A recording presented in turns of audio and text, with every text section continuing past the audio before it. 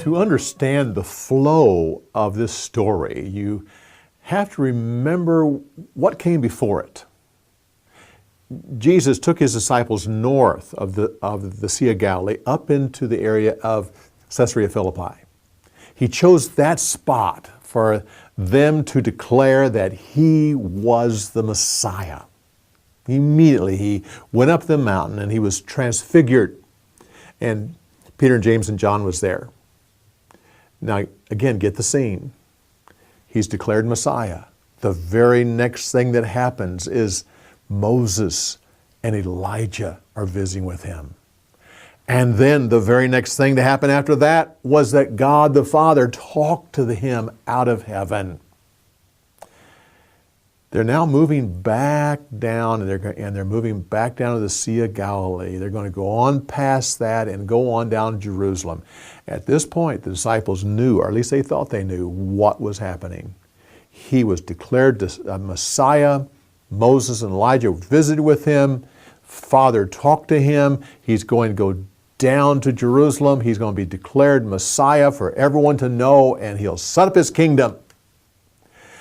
So this talk about Messiah dying, raised from the dead, that didn't make sense. That didn't fit in with what was happening.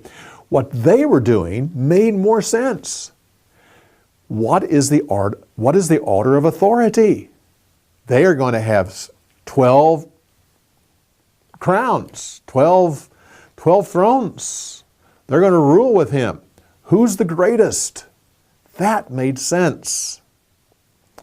So Jesus had to talk to them about humility, about the attitude of a child, service to other people.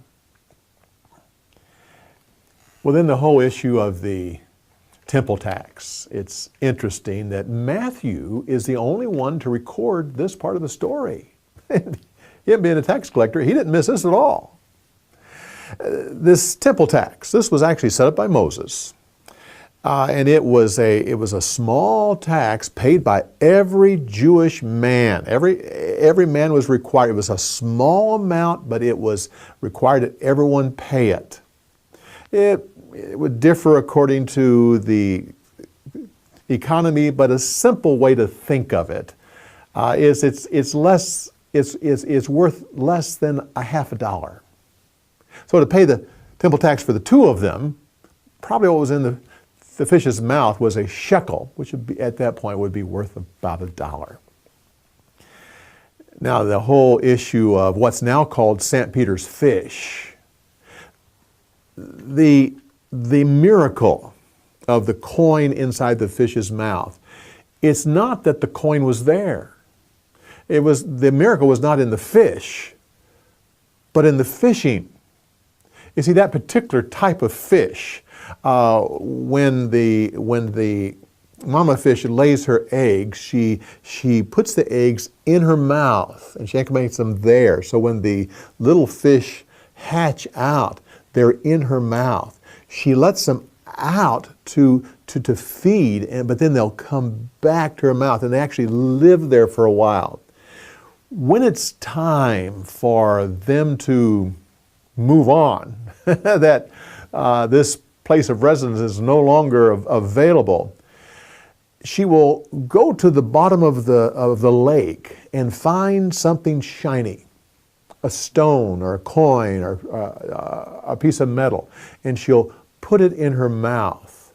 It does two things. One, now there's not room for the fish to come back, and it also kind of fulfills the empty nest syndrome that mama's going through.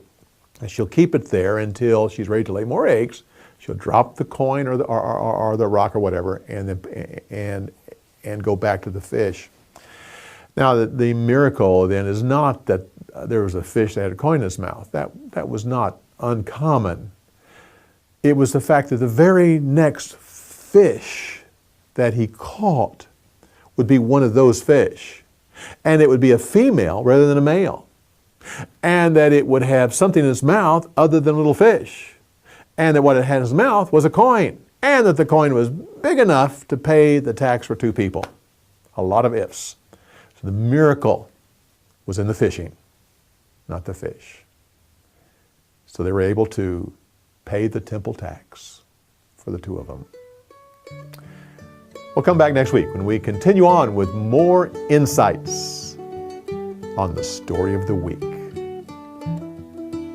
We'll see you next week.